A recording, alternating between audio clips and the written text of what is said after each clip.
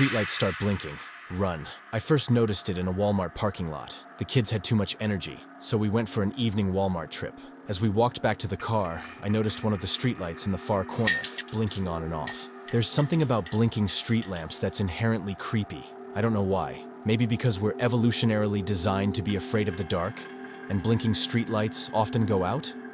Or maybe it's because of the stop-motion effect. There's a reason why haunted houses use strobe lights all the time. In any case, I found myself staring at it as we helped the kids in the car. And that's when I noticed something was off. As a car drove by on the main road, the streetlight blinked off, and there was something there that obscured the red tail lights for just a split second. It happened so fast, I thought I imagined it, especially when the light blinked back on an instant later, and there was clearly nothing standing under it. I didn't think much of it and got into the car. As we pulled out onto the main road, glanced back at it. It was still flickering, and something about it sent a chill up my spine. We pulled out onto the road, and the light disappeared from view. The kids went right to bed, and then my husband and I were unwinding in the living room. I was flipping through pages on my Kindle when something caught my eye. The lamppost outside our house was blinking on and off. I walked over to the window. "What's up?" Charles asked behind me when I'd been standing there a few minutes. "The light's flickering." So, there was a streetlight flickering in the Walmart parking lot too. I turned to him. "Isn't that weird?" "Not really."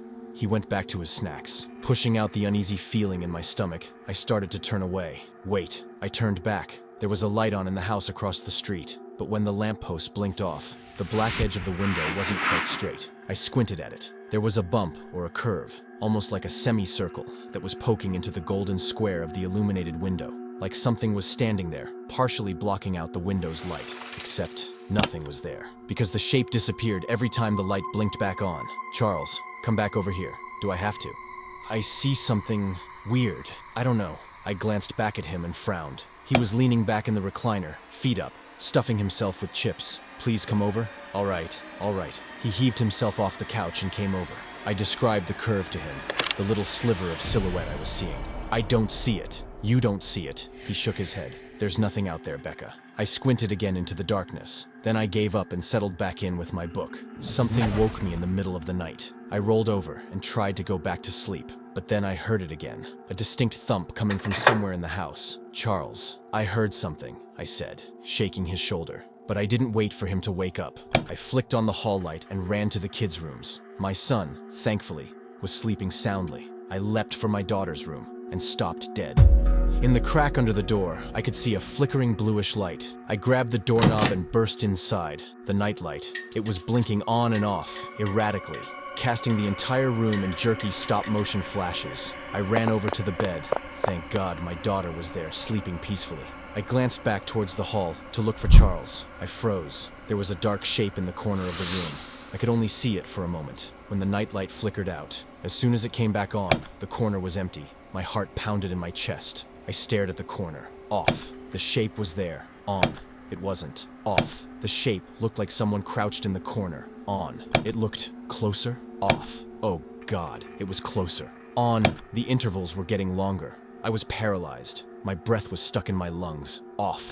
Frick. It was halfway across the room. On. The light blinked on. Remained on. That didn't give me comfort. I couldn't see it. It could be anywhere. It could be right in front of my... Off. I screamed. It was right in front of me, filling up my entire vision. I backed away, putting myself squarely between my daughter and me. Click. Yellow light filled the room. "Becca?" Charles stood in the doorway, bleary-eyed. I glanced around wildly, but the room was empty.